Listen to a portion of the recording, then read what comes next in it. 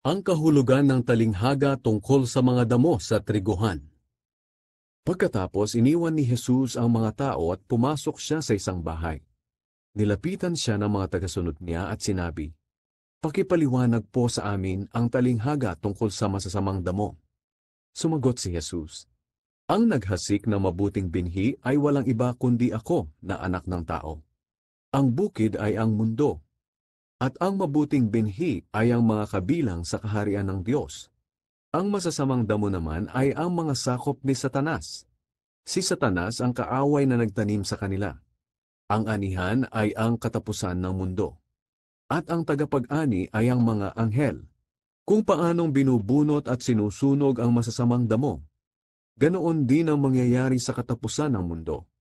Ako na anak ng tao ay magpapadala ng mga anghel at aalisin nila sa aking kaharian ang lahat ng gumagawa ng kasalanan at nagiging dahilan ng pagkakasala ng iba. Itatapon sila sa nagliliyab na apoy at dooy iiyak sila at magngangalit ang kanilang ngipin. Pero ang matutuwid ay magniningning na parang araw sa kaharian ng kanilang Ama. Kayong mga nakikinig, dapat ninyo itong pag-isipan.